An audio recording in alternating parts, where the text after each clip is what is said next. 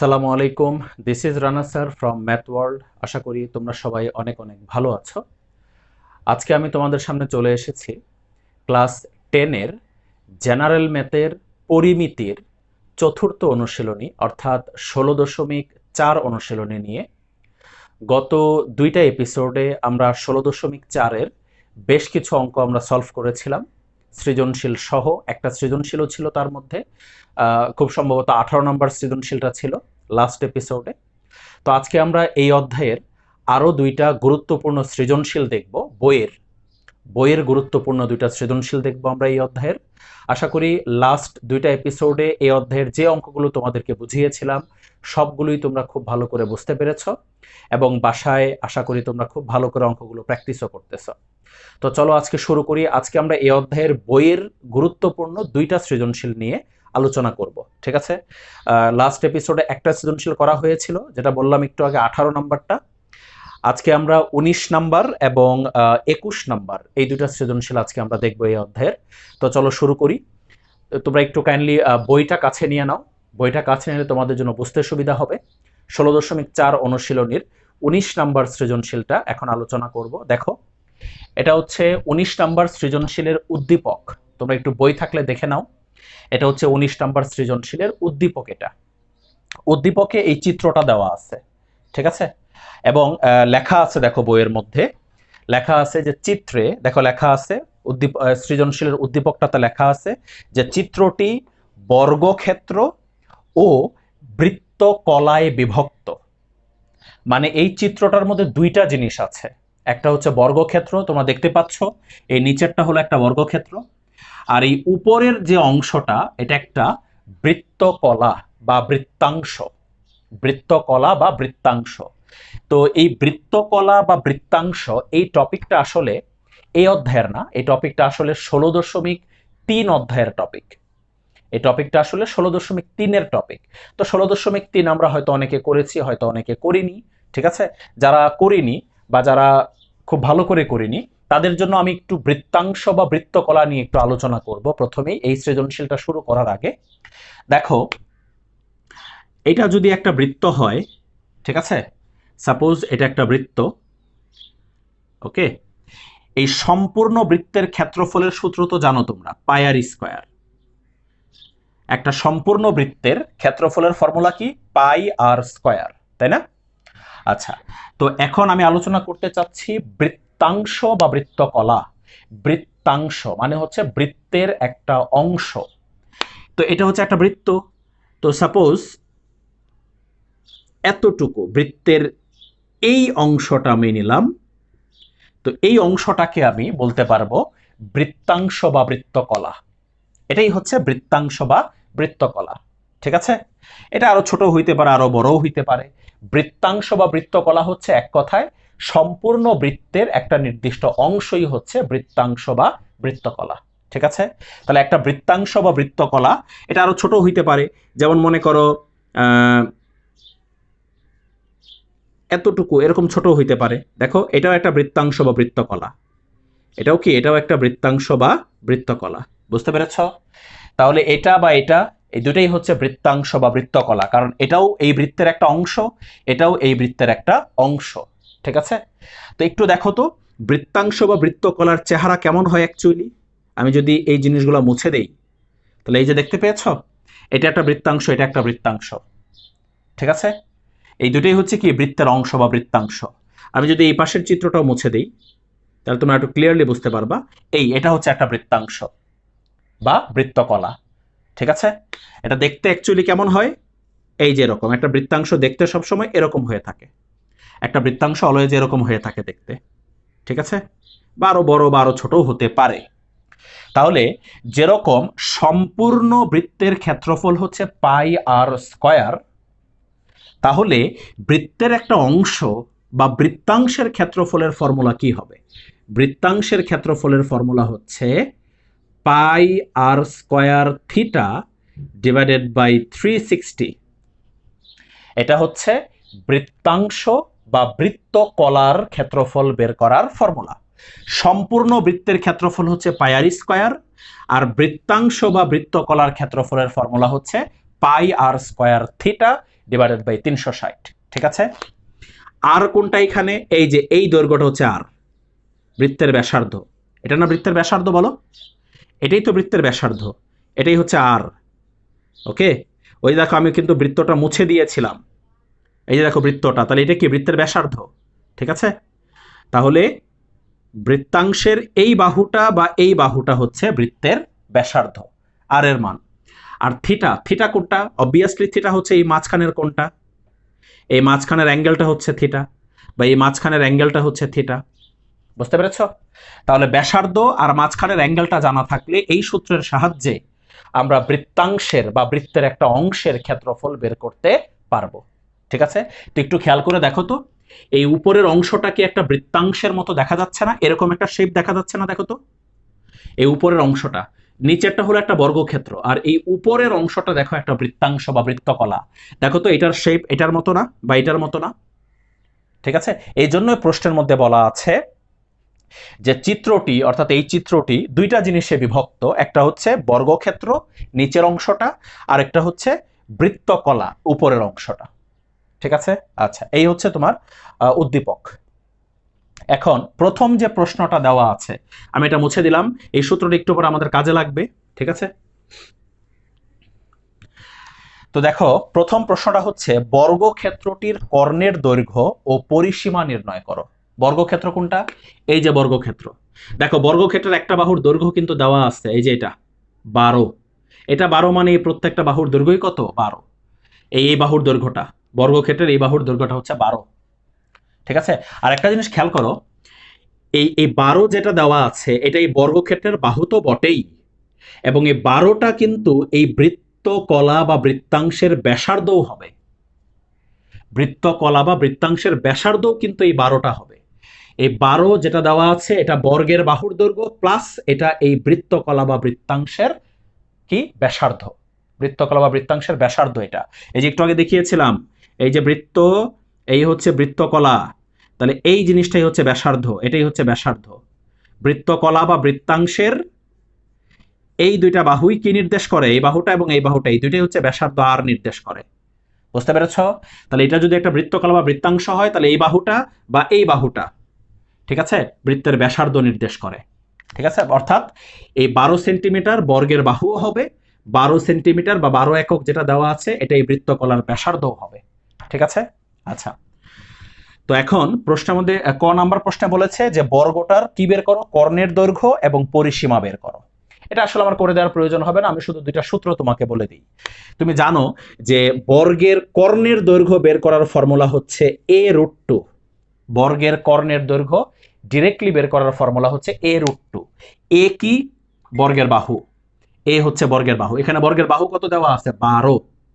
তাহলে এর জায়গায় আমরা 12 বসিয়ে দিলেই বা 12 বসিয়ে দিলেই কি বের হয়ে যাবে?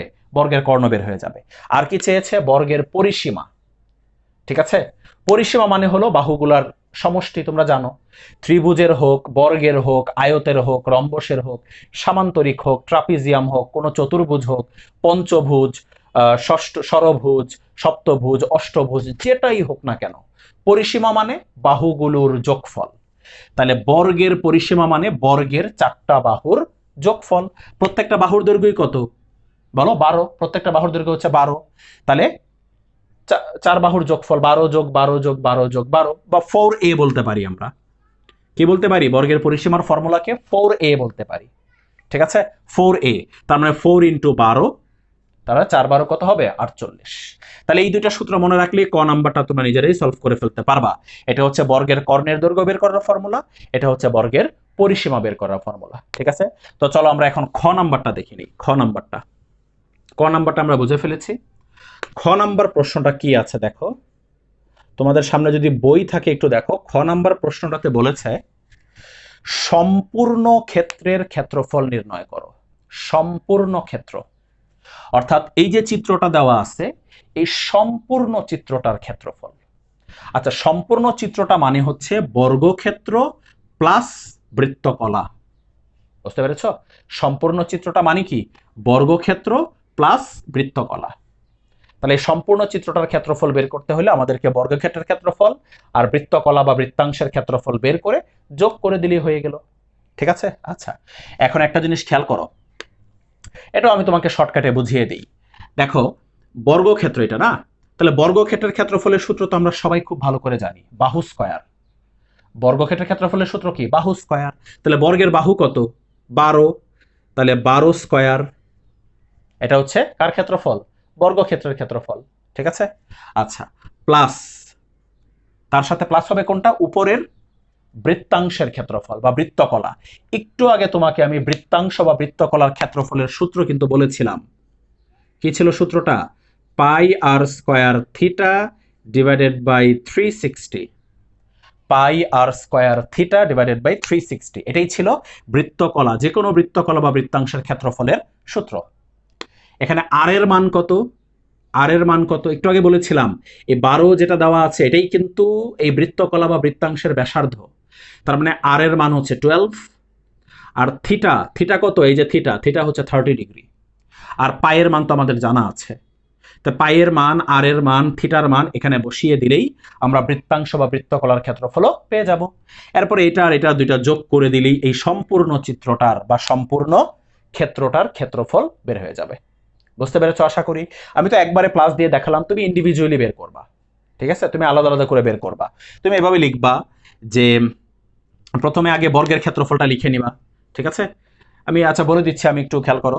তো লিখবা যে বর্গক্ষেত্রের ক্ষেত্রফল, ঠিক আছে, 12 স্কয়ার, এত বর্গ একক। 12 স্কয়ার বর্গ একক বা 144 বর্গ একক। ঠিক আছে? তারপর লিখবা বৃত্তাংশ বা বৃত্তকলার ক্ষেত্রফল। লিখে এই সূত্রটা লিখবা, বা এই সূত্রটা নাও লিখতে পারো, ডিরেক্টলি মান বসায় দিবা। আর এর মান কত? 12 স্কয়ার হবে এখানে। আর থিটার জায়গায় কত হবে? 30 হবে।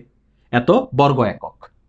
ঠিক আছে? লিখে এখান থেকে ক্যালকুলেশন করে কার বৃত্তকলা বা বৃত্তাংশের ক্ষেত্রফলটা বের করবা। এরপর লিখবা যে সুতরাং সম্পূর্ণ ক্ষেত্রের ক্ষেত্রফল 12 স্কয়ার মানে 144 যোগ এখান থেকে যেটা বের হবে এত বর্গ একক, লিখে আনসারটা বের করে ফেলবা। বুঝতে পারছো? ইন্ডিভিজুয়ালি বর্গক্ষেত্রের ক্ষেত্রফল বের করবা এত বর্গ একক, তারপর বৃত্তাংশের ক্ষেত্রফল বের করবা এত বর্গ একক, বের করে দুইটা যোগ করে দিলেই সম্পূর্ণ ক্ষেত্রের ক্ষেত্রফল বের হয়ে যাবে। ঠিক আছে?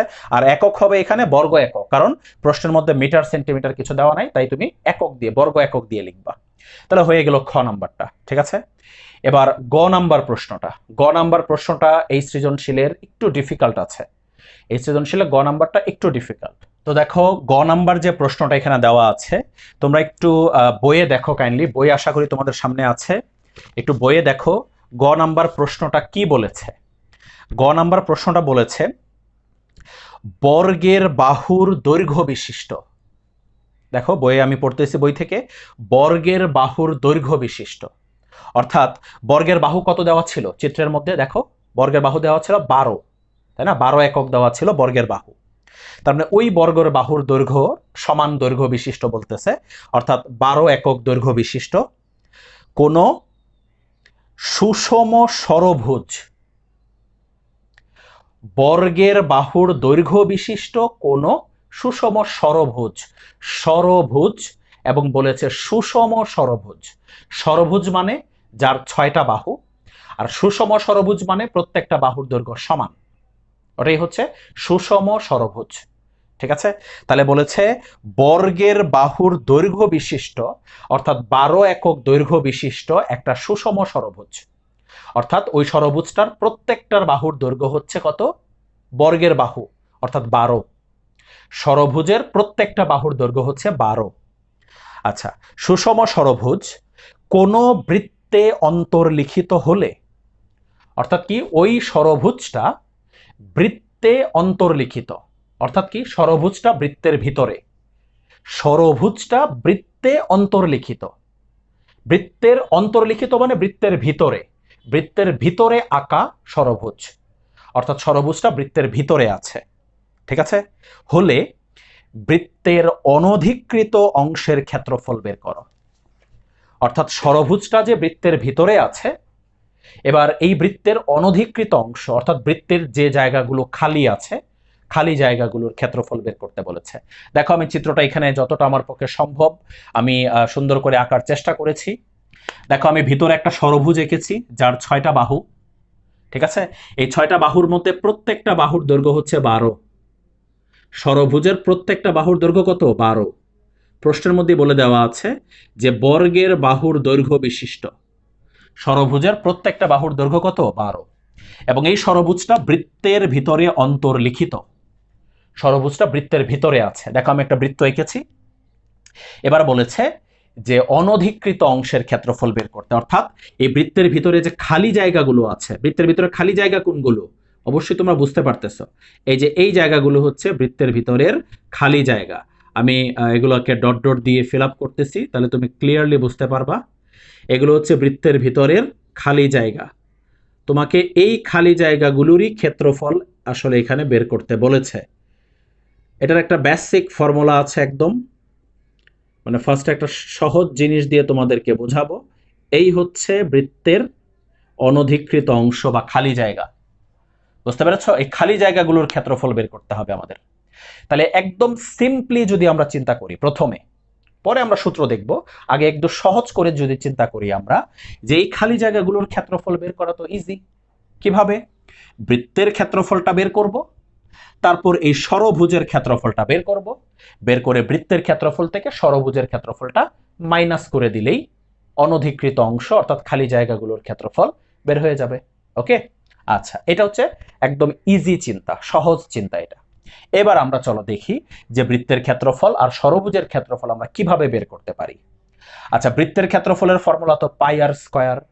ঠিক আছে, বৃত্তের ক্ষেত্রফলের ফর্মুলা কি? পাই আর স্কয়ার। আচ্ছা, আমরা বৃত্তের ক্ষেত্রফলটা একটু পরে বের করি, আগে আমরা ষড়ভুজের ক্ষেত্রফলটা বের করে ফেলি। আচ্ছা, এখন ষড়ভুজের ক্ষেত্রফল যে আমরা বের করব, তোমরা আশা করি, ঠিক আছে, তোমরা সবাই এখন ক্লাস 10-এ আছো, আশা করি তোমরা সবাই পরিমিতির 16.2 চ্যাপ্টারটা করেছো। আশা করি সবাই করেছো। ওই চ্যাপ্টারে একটা ফর্মুলা ছিল, আমি ফর্মুলাটা আগে লিখি, তারপর এটা কিসের ফর্মুলা বলতেছি। n²/4 ইন্টু কট 180°/n, এটা একটা ফর্মুলা ছিল 16.2-এ।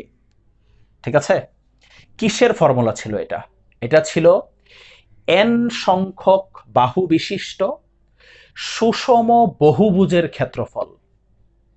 সুষম বহুভুজের ক্ষেত্রফল তোমরা একটু দেখে নিতে পারো। 16.2-এ এই সূত্রটা উদাহরণে প্রমাণও করা আছে। এই সূত্রটা তোমরা একটু 16.2-এ বইয়ে দেখো, তাহলে তোমরা বুঝতে পারবা। আমার হাতে যে বইটা আছে, এই বইটাতে হচ্ছে 308 পৃষ্ঠায় এই সূত্রটা আছে। 308 পৃষ্ঠায় উপরের দিক থেকে একটু নিচে দেখো লেখা আছে n সংখ্যক বাহু বিশিষ্ট সুষম বহুভুজের ক্ষেত্রফল। আশা করি তোমরা পেয়েছো। ঠিক আছে, আমার হাতের বইটার 308 পৃষ্ঠায় আছে। ঠিক আছে, আচ্ছা, তো এটা হচ্ছে সুষম বহুভুজের ক্ষেত্রফল বের করার সূত্র। সুষম বহুভুজ মানে কি? এটা সুষম ত্রিভুজও হতে পারে, সুষম চতুর্ভুজও হতে পারে, সুষম পঞ্চভুজ হতে পারে, সুষম ষড়ভুজ হতে পারে, সুষম সপ্তভুজ, অষ্টভুজ, যে কোনোটা হতে পারে। আমাদেরটা কি? আমাদেরটা হচ্ছে সুষম ষড়ভুজ। তাহলে এই সুষম ষড়ভুজটার ক্ষেত্রফল আমরা এই সূত্রটা দিয়ে বের করতে পারবো, 16.2-এর সূত্র। ঠিক আছে, মজার জিনিস হচ্ছে এই সূত্র দিয়ে তুমি সুষম ত্রিভুজ বলতে কিন্তু সমবাহু ত্রিভুজকে বোঝায়। সুষম মানে সবগুলো বাহু সমান। ত্রিভুজ, তাহলে সবগুলো বাহু সমান হয় কোন ত্রিভুজের? সমবাহু ত্রিভুজের। তুমি সমবাহু ত্রিভুজের ক্ষেত্রফল এই সূত্র দিয়ে বের করতে পারবা। তুমি সুষম চতুর্ভুজ বলতে কিন্তু বর্গক্ষেত্রকে বোঝায়, 4টা বাহু সমান। ঠিক আছে, তাহলে বর্গক্ষেত্রের ক্ষেত্রফল তুমি এই সূত্র দিয়ে বের করতে পারবা। বুঝতে পেরেছো? সুষম পঞ্চভুজ, ষড়ভুজ, সপ্তভুজ, অষ্টভুজ সবগুলোরই ক্ষেত্রফল এই সূত্র দিয়ে বের করা যাবে। ওকে, আচ্ছা, ওকে, তাহলে এখন কথা হচ্ছে আমরা এই সূত্র দিয়ে এই ভিতরের যে ষড়ভুজটা তার ক্ষেত্রফলটা আমরা বের করব। তো এখানে একটু পরিচয়টা জেনে নিই। এন হচ্ছে বাহুর সংখ্যা। ষড়ভুজের বাহু কয়টা? 6টা, তাহলে এন এর জায়গায় 6 বসবে। এ হচ্ছে বাহুর দৈর্ঘ্য। ষড়ভুজের প্রত্যেকটা বাহুর দৈর্ঘ্য কত? 12, তাহলে এ এর জায়গায় 12 বসবে, আর এখানে এন এর জায়গায় কত বসবে? 6 বসবে। তাহলে এই সূত্র দিয়ে আমরা খুব সহজেই আমরা ওই ভিতরের ষড়ভুজটার ক্ষেত্রফল বের করে ফেলতে পারবো। তাহলে এই সূত্রটা আমরা এখনই কাজে লাগাবো। আমি মুছে দিলাম আপাতত। আচ্ছা, দেখো তাহলে তো এখন চলো আমরা গ নাম্বারটা শুরু করি। আমরা আগে ভিতরের ষড়ভুজটার ক্ষেত্রফল বের করব, ঠিক আছে? তাহলে আমরা এভাবে লিখি যে দেওয়া আছে, ফার্স্টে আগে দেওয়া আছে দিয়ে লিখি যে দেওয়া আছে, তোমরা লেখো সুষম ষড়ভুজের এক বাহুর দৈর্ঘ্য, ওকে, 12 একক। সুষম ষড়ভুজের এক বাহুর দৈর্ঘ্য 12 একক, ঠিক আছে? এবার লেখো সুতরাং সুতরাং সুষম ষড়ভুজের ক্ষেত্রফল, সুতরাং সুষম ষড়ভুজের ক্ষেত্রফল, ওই যে ওই সূত্রটা দিয়ে বের করব। কি সূত্রটা? n²/4 into cot 180 degree by n, ঠিক আছে? এত বর্গ একক।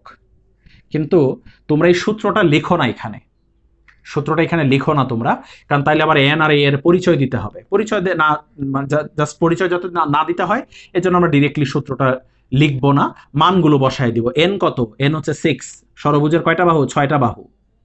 এ কত? এ হলো 12, প্রত্যেকটা বাহুর দৈর্ঘ্য 12, ওকে। আর এখানে এন কত? 6। বুঝতে পেরেছো জিনিসটা?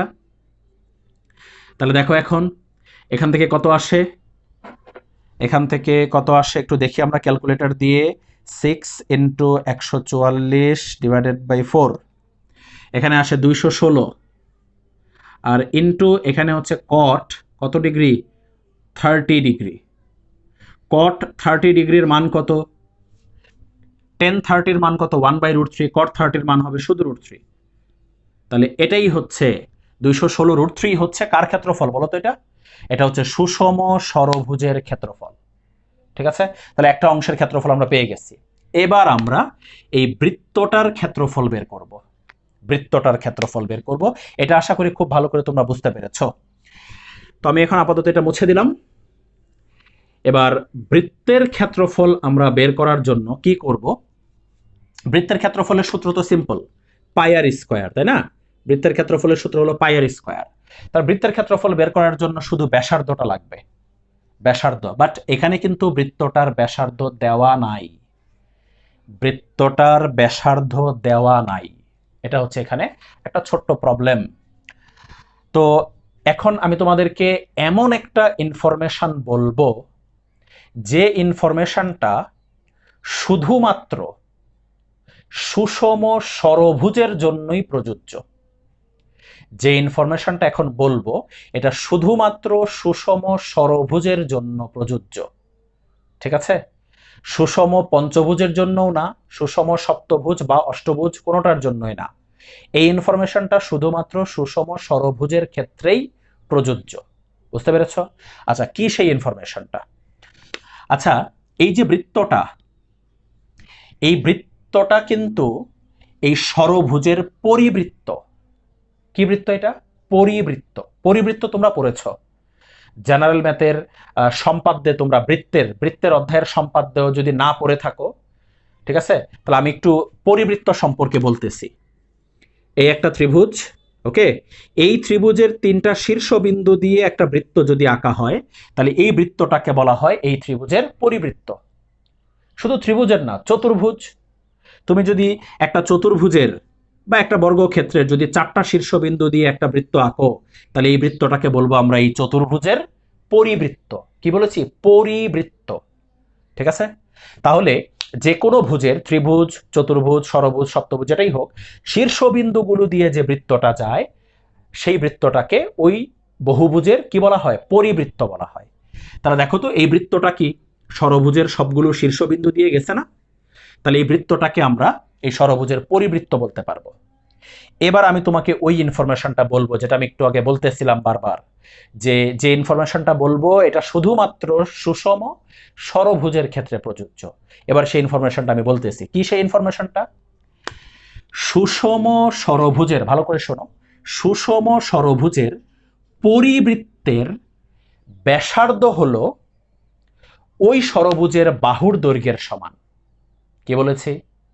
সুষম ষড়ভুজের, অর্থাৎ এই ষড়ভুজের এই পরিবৃত্তের ব্যাসার্ধ, অর্থাৎ এই বৃত্তটার ব্যাসার্ধ হলো এই ষড়ভুজের বাহুর দৈর্ঘ্যের সমান। বাহুর দৈর্ঘ্য কত? 12। তার মানে এই বৃত্তটার ব্যাসার্ধও কত হবে? 12 হবে। এই যে ইনফরমেশনটা বললাম এটা ওয়ান অ্যান্ড অনলি সুষম ষড়ভুজের ক্ষেত্রে প্রযোজ্য, এটা মনে রাখবা। ঠিক আছে, সুষম ষড়ভুজের পরিবৃত্তের ব্যাসার্ধ হলো ওই ষড়ভুজের বাহুর দৈর্ঘ্যের সমান। তাহলে কিন্তু আমরা বৃত্তের ব্যাসার্ধ পেয়ে গেলাম এখন, না? বৃত্তের ব্যাসার্ধ কত এখানে? 12। বাট এই ইনফরমেশনটা একটু লিখতে হবে, ফর্মালি লিখতে হবে। কিভাবে লিখবো আমরা? এভাবে লিখবো যে যেহেতু, কি লিখবো? যেহেতু যেহেতু সুষম ষড়ভুজটি বৃত্তে অন্তর্লিখিত, লেখো, যেহেতু সুষম ষড়ভুজটি বৃত্তে অন্তর্লিখিত, সুতরাং সুতরাং বৃত্তের ব্যাসার্ধ ইকুয়াল টু হলো, ইকুয়াল টু কি?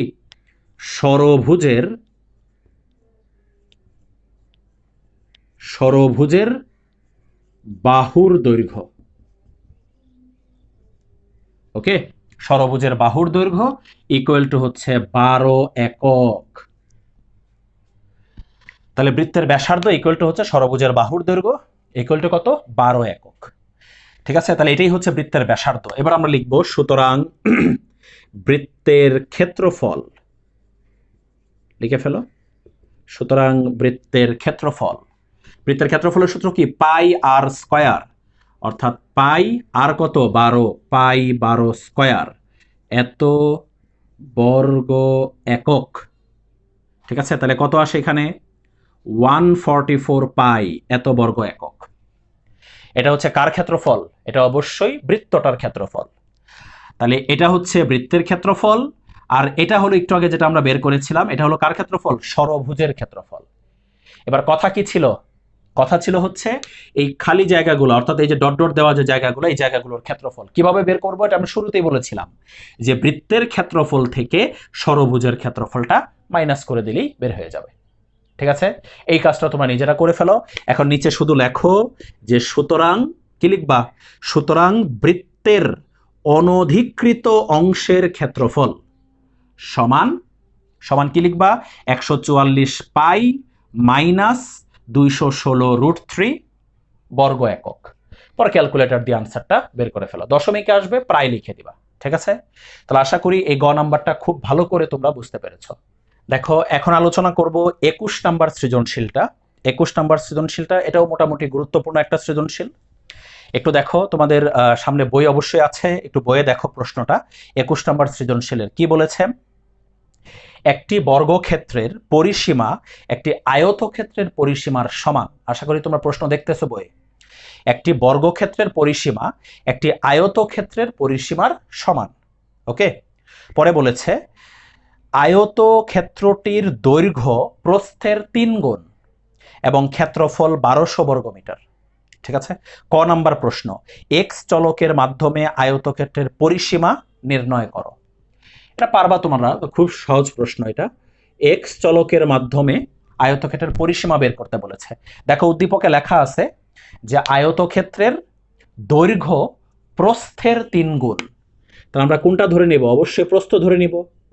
যে ধরি আয়তের প্রস্থ, ধরি আয়তক্ষেত্রের প্রস্থ, ওকে, ধরি আয়তক্ষেত্রের প্রস্থ এক্স এক্স মিটার। তাহলে সুতরাং আয়তক্ষেত্রের দৈর্ঘ্য কি হবে? তাইলে প্রশ্নে কি বলেছে? দৈর্ঘ্য হচ্ছে প্রস্থের 3 গুণ, অর্থাৎ 3x মিটার। তাহলে সুতরাং আয়তক্ষেত্রের পরিসীমা বের করতে বলেছে। কি বের করতে বলেছে? পরিসীমা।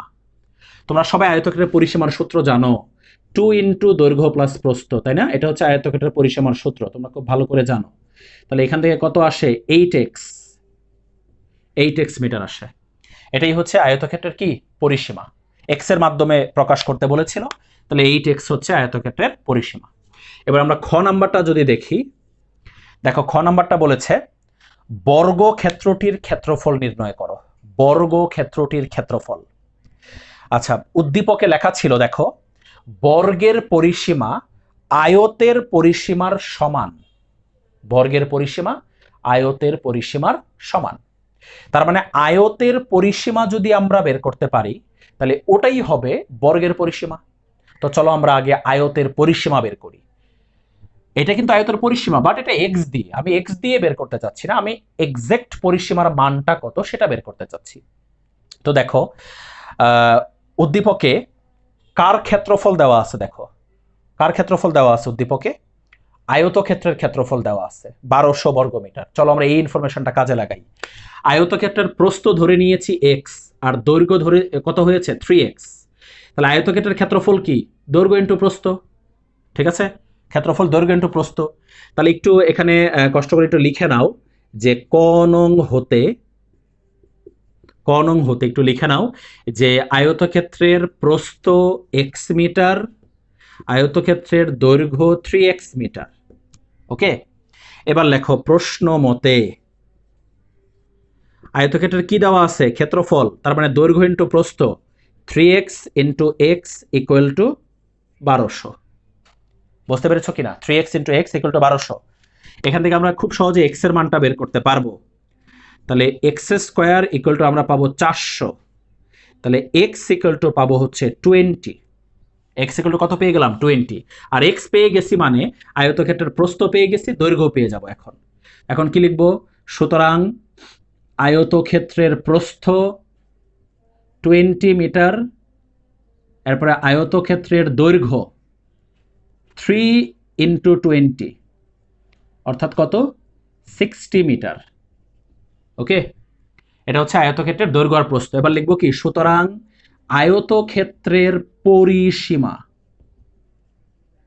আয়তক্ষেত্রের কি পরিসীমা, তোমরা সবাই আয়তক্ষেত্রের পরিসীমার সূত্র জানো, 2 ইন্টু দৈর্ঘ্য প্লাস প্রস্থ, ঠিক আছে। অথবা একটা কাজ করতে পারো, এই যে এটাই তো পরিসীমা 8x, এটাই কি আয়তক্ষেত্রের পরিসীমা না, এখানে ডাইরেক্ট x এর মানটা বসিয়ে দাও, এখানে ডাইরেক্ট x এর মানটা তুমি বসিয়ে দাও, ঠিক আছে। তাহলে 8 ইন্টু 20 এত মিটার, তাহলে কত আসবে 160 মিটার। এটা কি বের হলো, এটা আয়তক্ষেত্রের পরিসীমা বের হলো। আর প্রশ্ন অনুসারে আয়তক্ষেত্রের পরিসীমা যেটা, ওটাই হলো কার পরিসীমা, অবশ্যই ওটাই হলো বর্গক্ষেত্রের পরিসীমা। তার মানে এটাই হলো বর্গক্ষেত্রের পরিসীমা। তো লেখো, সুতরাং বর্গের পরিসীমা, সুতরাং বর্গের পরিসীমা কত, 160 মিটার। আমরা বর্গের পরিসীমা পেয়ে গেছি, কিন্তু প্রশ্নে চেয়েছে বর্গক্ষেত্রের ক্ষেত্রফল চেয়েছে, প্রশ্নে চেয়েছে বর্গক্ষেত্রের কি বলো, বর্গক্ষেত্রের ক্ষেত্রফল বের করতে বলেছে। আচ্ছা, বর্গক্ষেত্রের ক্ষেত্রফলের সূত্র কি, বাহু স্কয়ার, ঠিক আছে। আচ্ছা, বাহু স্কয়ার, তাহলে বর্গক্ষেত্রের বাহুর দৈর্ঘ্য বের করতে হবে, আর আমরা বের করেছি বর্গের পরিসীমা, ঠিক আছে। একটু আগের সৃজনশীলটাতে তোমাদেরকে বলেছিলাম যে বর্গের পরিসীমা মানে হলো তার 4টা বাহুর যোগফল। বর্গের পরিসীমা মানে কি, 4 বাহুর যোগফল। তার মানে, আর বর্গের তো 4টা বাহুর সমান, তার মানে এই 160-র মধ্যে বর্গক্ষেত্রের 4টা বাহুর দৈর্ঘ্য আছে। আর 4টা বাহুর দৈর্ঘ্য যেহেতু সমান, তাহলে এটাকে 4 দিয়ে ভাগ করলেই কিন্তু বর্গক্ষেত্রের এক বাহুর দৈর্ঘ্য আমরা পেয়ে যাব। বুঝতে পেরেছ, বর্গক্ষেত্রের পরিসীমাকে 4 দিয়ে ভাগ করলে এক বাহুর দৈর্ঘ্য পেয়ে যাব। তাহলে লেখো, সুতরাং বর্গক্ষেত্রের এক বাহু কি হবে, 160 ডিভাইডেড বাই 4 অর্থাৎ কত হবে, 40 মিটার। এটা হচ্ছে বর্গক্ষেত্রের এক বাহু। সুতরাং বর্গক্ষেত্রের ক্ষেত্রফল কি হবে, বাহু স্কয়ার, তাই না। ক্ষেত্রফল কি হবে, বাহু স্কয়ার। বাহু কত, 40, তাহলে 40 স্কয়ার এত বর্গ মিটার। তার মানে কত হবে, এখানে 1600 বর্গ মিটার হবে। এটাই হচ্ছে বর্গক্ষেত্রের ক্ষেত্রফল। সহজ ছিল এটা, খ নাম্বারটা। আর গ নাম্বারটা আমার মনে হয় আরো সহজ। গ নাম্বারটা একটু দেখো তোমরা, বলেছে আয়তক্ষেত্রের বাইরের চতুর্দিকে 1.5 মিটার চওড়া একটি রাস্তা তৈরি করতে এত বাই এত বর্গ সেন্টিমিটার তল বিশিষ্ট ইটের সংখ্যা নির্ণয় করো। এটা আসলে এগুলো ছোটবেলার অঙ্ক বলতে পারি আমরা এগুলাকে, তাই না। এগুলো ছোটবেলার অঙ্ক আসলে।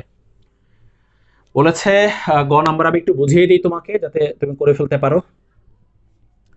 গ নাম্বারটা বলেছে যে আয়তক্ষেত্রের বাইরের চতুর্দিকে, আচ্ছা কোন আয়তক্ষেত্রের, যে আয়তক্ষেত্র নিয়ে আমরা এতক্ষণ কাজ করলাম, এই যে আয়তক্ষেত্রের প্রস্থ হলো 20 আর আয়তক্ষেত্রের দৈর্ঘ্য হলো কত, 60, এই আয়তক্ষেত্রের। তাহলে এই যে দেখো আমি আয়তক্ষেত্রটা এখানে আঁকলাম, মনে করো এঁকে ফেললাম আয়তক্ষেত্রটা, মনে করো এখানে এই আয়তক্ষেত্রের দৈর্ঘ্য প্রস্থ দুটোই কিন্তু আমি জানি, দুটোই আমরা জানি না। দৈর্ঘ্য কত? দৈর্ঘ্য হচ্ছে 60, আয়তক্ষেত্রের দৈর্ঘ্য হচ্ছে 60, আর প্রস্থ কত? প্রস্থ হচ্ছে 20। ওকে, এবার বলছে এই আয়তক্ষেত্রের বাইরের চতুর্দিকে 1.5 মিটার চওড়া একটি রাস্তা। তাহলে এই আয়তক্ষেত্রের বাইরের চারদিকে একটা রাস্তা আছে, বাইরে এই যে এরকম আয়তক্ষেত্রের বাইরের চতুর্দিকে কত মিটার? 1.5 মিটার চওড়া একটা রাস্তা। তার মানে এই রাস্তাগুলোর চওড়া হলো 1.5, সব দিক দিয়ে রাস্তার চওড়া সমান 1.5। এইদিকেও রাস্তাগুলোর চওড়া কত? 1.5। এদিকেও রাস্তার চওড়া কত? 1.5। বুঝতে পেরেছ? তাহলে এবার বলেছে যে এই যে রাস্তাটা, এই যে চারদিকে, বাইরের চারদিকে যে রাস্তাটা, এই রাস্তাটা 25 ইন্টু 12.5 এত বর্গ সেন্টিমিটার তল বিশিষ্ট ইটের সংখ্যা নির্ণয় করো। মানে এই রাস্তাটা তৈরি করতে এত বর্গ সেন্টিমিটার তলের কতগুলো ইট লাগবে, এটাই হচ্ছে প্রশ্ন। তাহলে এটা কিন্তু ইটের ক্ষেত্রফল, বলো এটা ইটের ক্ষেত্রফল না? তলের ক্ষেত্রফল মানে কি? তল বিশিষ্ট, অর্থাৎ তল বিশিষ্ট মানে নিচের তলের, ঠিক আছে? তার মানে এটা ইটের ক্ষেত্রফল, এটা দৈর্ঘ্য, এটা প্রস্থ, ঠিক আছে? তাহলে এটা হলো ইটের ক্ষেত্রফল। এই দুটার গুণ করলে কিন্তু আমরা ইটের ক্ষেত্রফল পেয়ে যাব। এই দুটা গুণ করলে আমরা কার ক্ষেত্রফল পেয়ে যাব? ইটের ক্ষেত্রফল। 12.5 ইন্টু 25, দেখো ইটের ক্ষেত্রফল হচ্ছে 312.5 বর্গ সেন্টিমিটার, এটা হচ্ছে ইটের ক্ষেত্রফল। তাহলে এই ইট দিয়ে আমাদেরকে রাস্তাটা তৈরি করতে হবে, বলছে কতগুলো ইট লাগবে। এই ধরনের প্রশ্ন তোমরা আগেও সলিউশন করেছ। এটা যদি ইটের ক্ষেত্রফল হয়, এবার আমরা কি করব? এবার আমরা রাস্তাটার ক্ষেত্রফল বের করব। বের করে ওই রাস্তার ক্ষেত্রফলকে ইটের ক্ষেত্রফল দিয়ে ভাগ করে দিলেই আমাদের প্রয়োজনীয় ইটের সংখ্যা বের হয়ে যাবে। বুঝতে পেরেছ? এখন রাস্তাটার ক্ষেত্রফল কিভাবে বের করা যায়? রাস্তাটা কিন্তু বাইরে, ঠিক আছে? রাস্তাটা কিন্তু কি? বাইরে।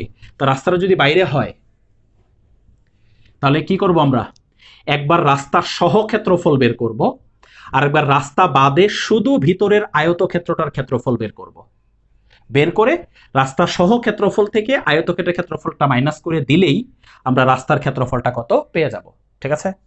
আচ্ছা, আয়তক্ষেত্রের শুধু আয়তক্ষেত্রের দৈর্ঘ্য কত ছিল? 12, না সরি, শুধু আয়তক্ষেত্রের দৈর্ঘ্য ছিল 60, আর প্রস্থ ছিল কত? 20, ঠিক আছে? এটা কিন্তু রাস্তা সহ না, শুধু আয়তক্ষেত্রের, শুধু আয়তক্ষেত্রের দৈর্ঘ্য, শুধু আয়তক্ষেত্রের প্রস্থ। তাহলে রাস্তা সহ ক্ষেত্রফল বের করতে হলে রাস্তা সহ দৈর্ঘ্য বের করতে হবে, রাস্তা সহ প্রস্থ বের করতে হবে। তোমরা খুব ভালো করে জানো এটা। তাহলে আমরা এখন কি লিখব? লিখব রাস্তা সহ আয়তক্ষেত্রের দৈর্ঘ্য কি হবে? 60 হলো রাস্তা ছাড়া দৈর্ঘ্য, এটার সাথে দুই পাশের রাস্তার চওড়া আমরা প্লাস করব। তার মানে কি? 1.5 ইন্টু 2 এত মিটার। এগুলো আমার নতুন করে বোঝানোর কিছু নাই, এগুলো পুরাতন অঙ্ক, ছোটবেলার অঙ্ক এগুলো।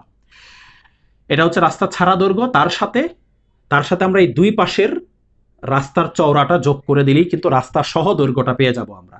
এখান থেকে একটা মান পাবো, ঠিক আছে? খুব সম্ভবত 63 আসবে মনে হয় এখান থেকে, ঠিক আছে?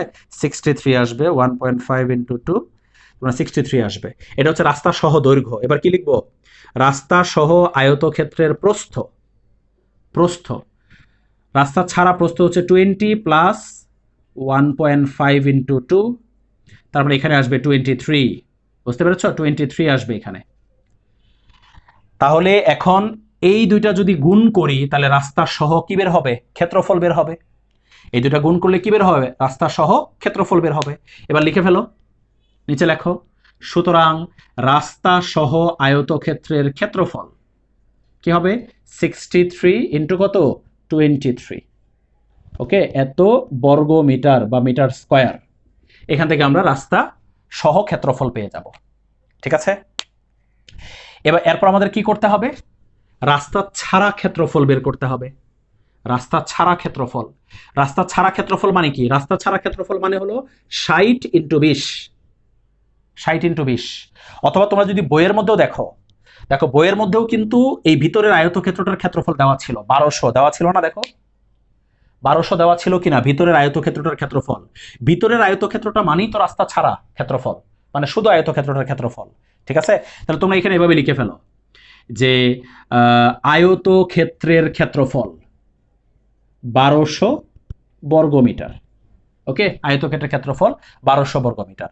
আর উপরেরটা কত আসে? 63 ইন্টু 23, 63 ইন্টু 23 আসে হচ্ছে 1449। এই, তাহলে এটা হচ্ছে রাস্তা সহ ক্ষেত্রফল, এটা হচ্ছে রাস্তা ছাড়া ক্ষেত্রফল। এবার এই সহটা থেকে রাস্তা ছাড়া ক্ষেত্রফলটা মাইনাস করে দিলে আমরা কার ক্ষেত্রফল পেয়ে যাব?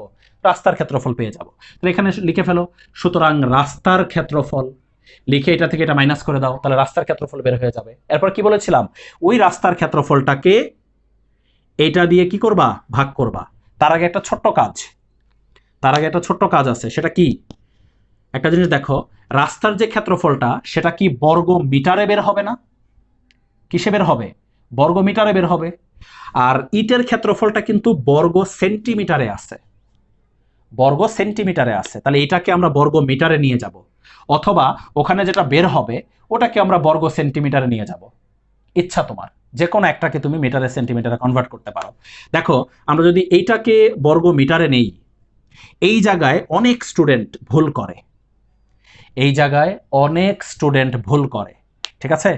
সবাই চিন্তা করে যে আমি তো সেন্টিমিটার থেকে মিটারে নিচ্ছি, তাহলে আমাকে 100 দিয়ে ভাগ করতে হবে। ঠিক আছে, কিন্তু আসলে ঘটনাটা কিন্তু আমি বর্গ সেন্টিমিটার থেকে বর্গ মিটারে নিচ্ছি, তাহলে কিন্তু ডাবল 100 দিয়ে ভাগ করতে হবে। এই জায়গায় কিন্তু অনেক স্টুডেন্ট ভুল করে থাকে। বর্গ মিটার থেকে বর্গ সেন্টিমিটারে নেওয়াটাকে মনে করে মিটার থেকে সেন্টিমিটারে নেওয়া, বা বর্গ সেন্টিমিটার থেকে বর্গ মিটারে নেওয়া এটাকে মনে করে সেন্টিমিটার থেকে মিটারে নেওয়া।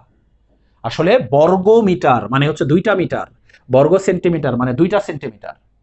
তাহলে একটা সেন্টিমিটারকে মিটারে নিলে একটা 100 দিয়ে ভাগ, আর 2টা সেন্টিমিটারকে 2টা মিটারে নিলে তোমাকে 2টা 100 দিয়ে কিন্তু ভাগ করতে হবে। বুঝতে পেরেছো ঘটনাটা? তাহলে এই বর্গ সেন্টিমিটারটাকে তুমি যদি মিটারে অর্থাৎ বর্গ মিটারে নিতে চাও, তাহলে তোমাকে 100 দিয়ে ডিভাইড করতে হবে, 100 দিয়ে ডিভাইড করতে হবে। বুঝতে পেরেছ? একইভাবে তুমি যদি বর্গ মিটারকে বর্গ সেন্টিমিটারে নিয়ে যাও, তাহলে 100 দিয়ে গুণ করতে হবে। সেন্টিমিটার থেকে মিটারে গেলে আমরা কি করি? ভাগ করি। আর মিটার থেকে সেন্টিমিটারে গেলে কি করি? গুণ করি। তা তুমি যদি বর্গ মিটার থেকে বর্গ সেন্টিমিটারে যাও, তাহলে 100 দিয়ে গুণ, আর সেন্টিমিটার থেকে মিটারে গেলে 100 দিয়ে ভাগ। বুঝতে পেরেছ? ওকে, তাহলে এখান থেকে একটা মান পেয়ে যাব আমরা। ঠিক আছে, 4টা শূন্য আছে, তার মানে এটা আসবে হচ্ছে 0.03125, এটা আসবে এখানে। বুঝতে পেরেছ? তাহলে এবার কি করবা? ওই যে এখানে যেটা বের হবে রাস্তার ক্ষেত্রফল, এটা থেকে এটা বিয়োগ দিয়ে রাস্তার ক্ষেত্রফলটা বের হবে এত বর্গ মিটার, ওইটাকে এটা দিয়ে ভাগ করে দিলেই ইটের সংখ্যা বের হয়ে যাবে। তো লিখবো যে সুতরাং প্রয়োজনীয় ইটের সংখ্যা ওই রাস্তার ক্ষেত্রফল ডিভাইডেড বাই এই ক্ষেত্রফল, এত টি। ক্যালকুলেটর দিয়ে দেখবা কতটি ইট লাগে। আশা করি 21 নম্বর সৃজনশীলটা খুব ভালো করে তোমরা বুঝতে পেরেছো।